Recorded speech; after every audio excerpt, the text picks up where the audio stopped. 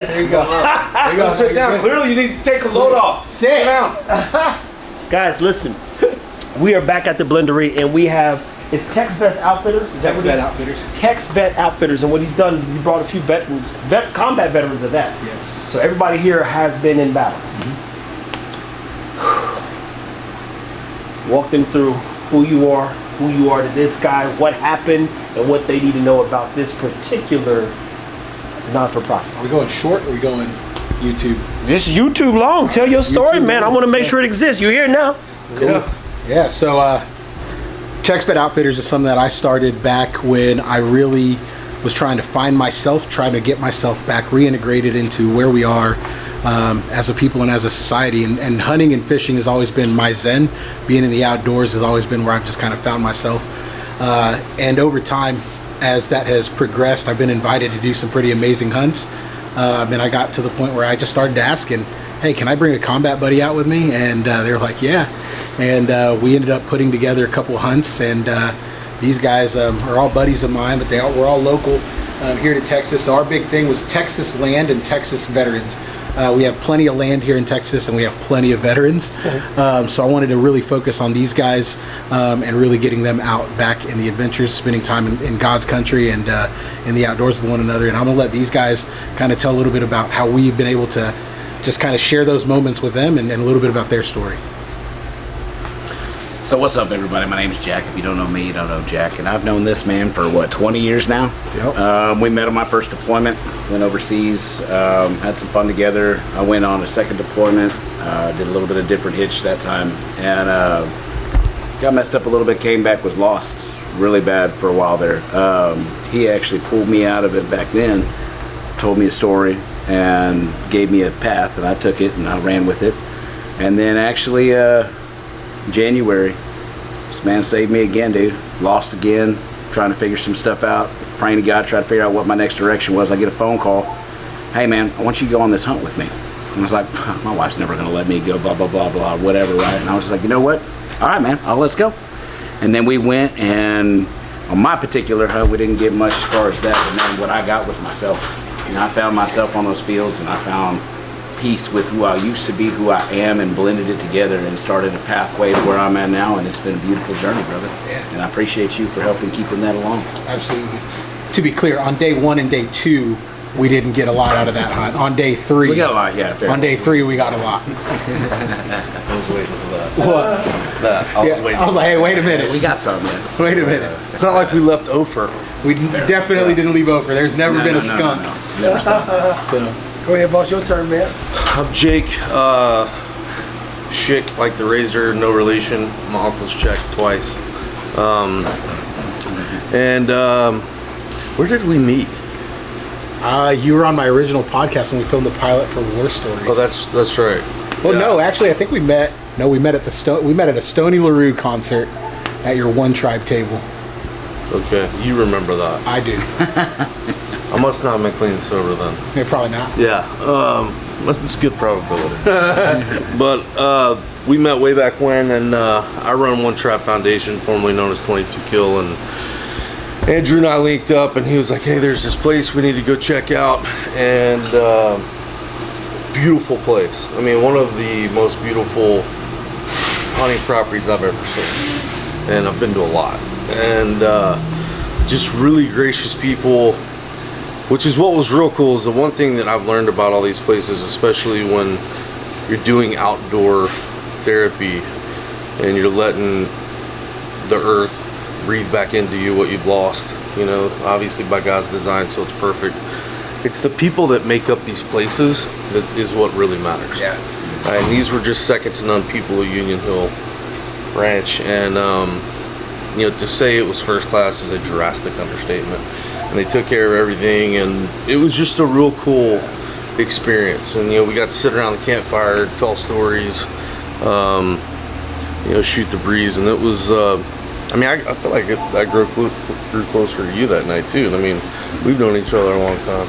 Yeah. It was just it's an awesome environment to build camaraderie and get that brotherhood. Which, like, if you talk to most retired NFL athletes, they say, you know, I don't miss the field as much as I miss the locker room.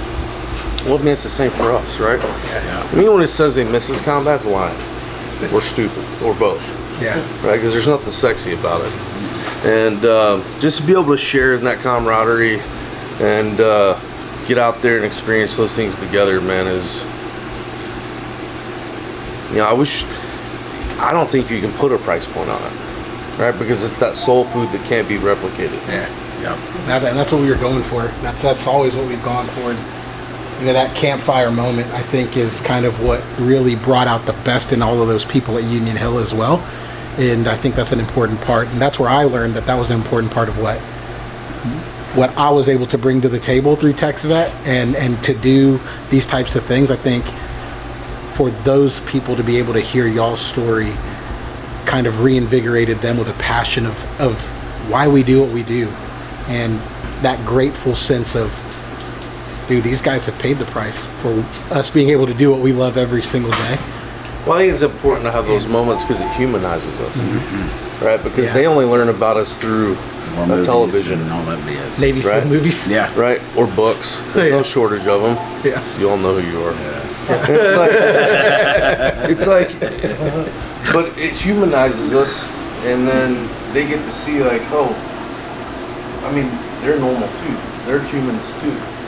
Because what is normal, right? Setting in a washing machine. Yeah. Nothing more. Right. I mean, it's like, I think it's important to show them that, we live in a society that is hyper fixated on titles, right? Whatever the title may be, and it's just all those are is comfortability for other people to be able to put you in a categorical box, so they can semi-understand who you are and where you belong. Whenever we all forget that we all have the same God-given title first, human.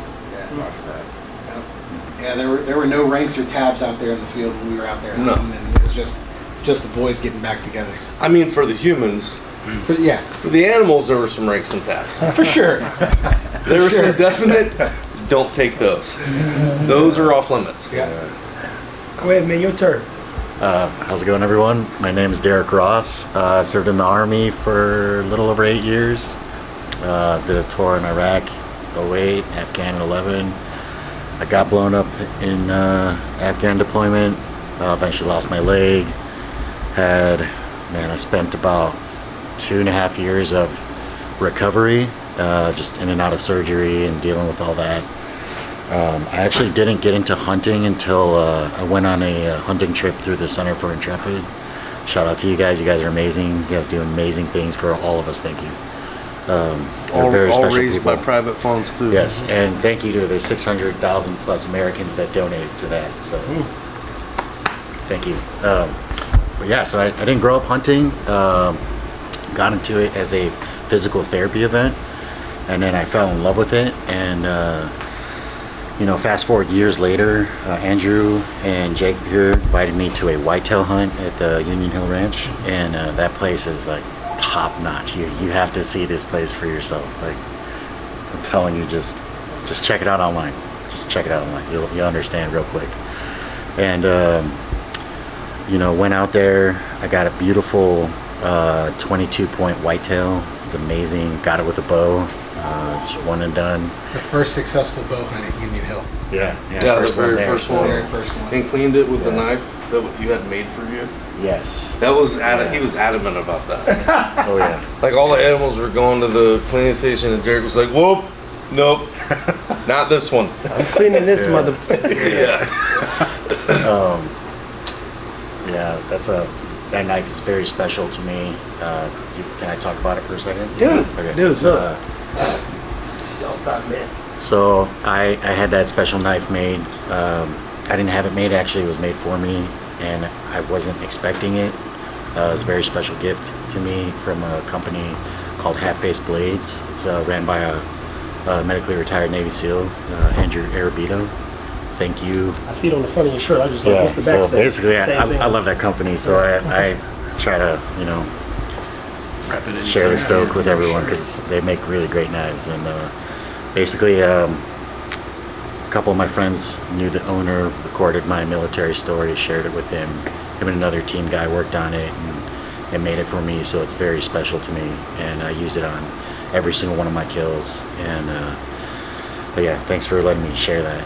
Of course. Is there anything else that you guys? So I will say this: I was just actually out at Union Hill when I picked up your guys' mounts. We already dropped that video of sharing that with you guys. Yeah. But when I was out there, we just released a 2-year-old Axis and 9 doe, Axis doe, to go and have pretty little babies. There's I think 3 or 4 trophy Axis out there ready for harvest, but obviously you want more. Next year's what time is we doing? Yeah. But I will say, as I got to ride around with some of y'all remember Greg Moses. Marine. Yeah, Marine. So He's my guy. Yeah. So Moses and I drove around the ranch, and you guys wouldn't recognize it now. There's a complete.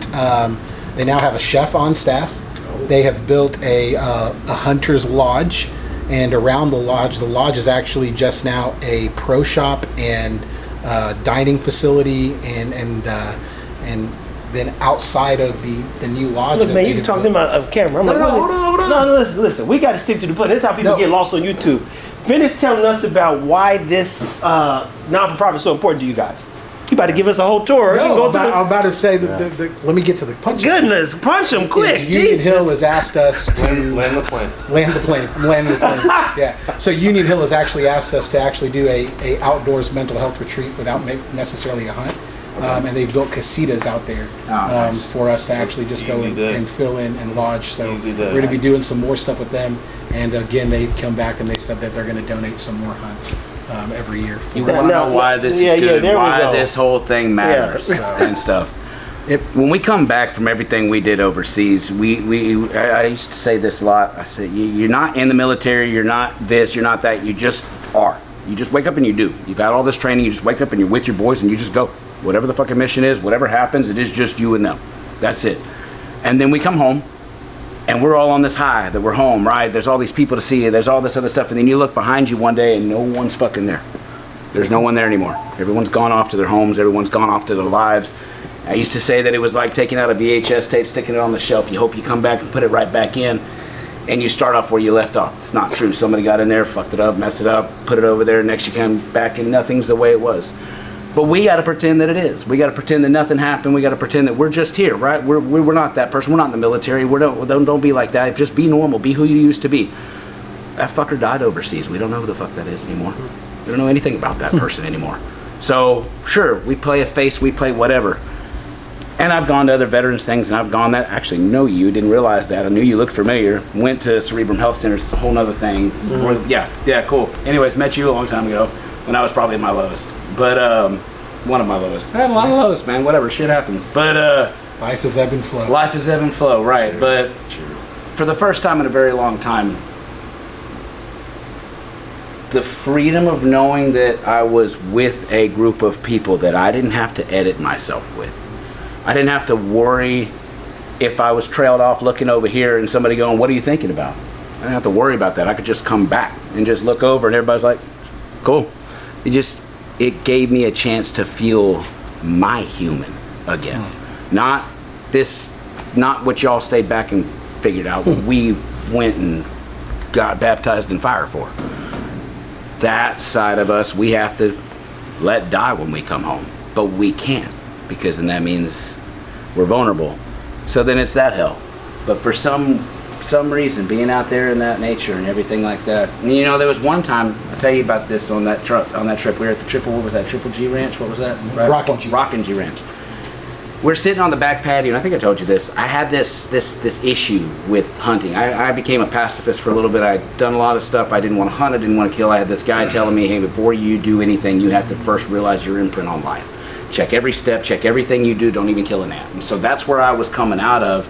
Obviously, I found my peace, whatever, didn't mind about killing, understand everything about it and love it. But as I'm sitting there having this inner monologue on this back porch, Andy comes in from outside. He's like, I was just thinking this is what we were God designed to do. And gave this whole speech. Do you remember how you said that? Yeah. Say what you said. Yeah, I said, this is what God had designed us to do. When he put Adam in the garden, he said, take, subdue it, and have dominion over it. And it was never to abuse what he had created, but rather to harvest what he has created for the good of the pinnacle of his creation, and that's us, that's mankind. And getting to be out in the outdoors, and you know, one of our things that we do is we never just go for the trophy. We never just go for everything that we do is we're stacking up freezers where we're gonna, either the people on the ranch are gonna eat it, or we're gonna eat it. Somebody's gonna eat whatever is shot. And that's just kind of what God designed us to do. And Yeah, I mean, the harvest is the cherry on top, yeah, Right. yeah.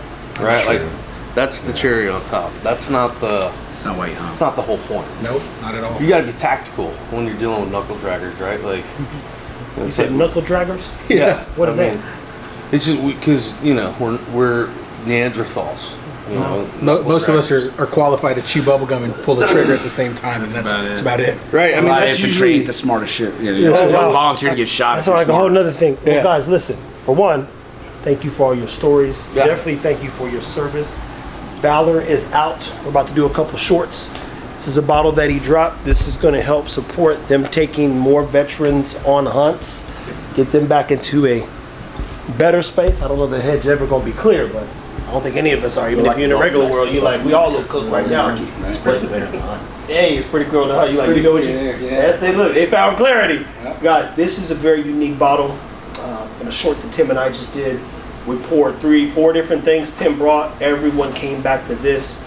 If you were a part of the 18-year Barton story and watched that, this is basically Kodiak with some modifications, and the price is $149.99, so it's $1.50. We're selling it all through the Blendery to help keep these guys having some good times and staying together, especially in such dark times. And I think that collectively goes across the whole world, depending on what part of the world you're in. But we appreciate you guys 100%. Follow them on all platforms. Guys, keep it whiskey.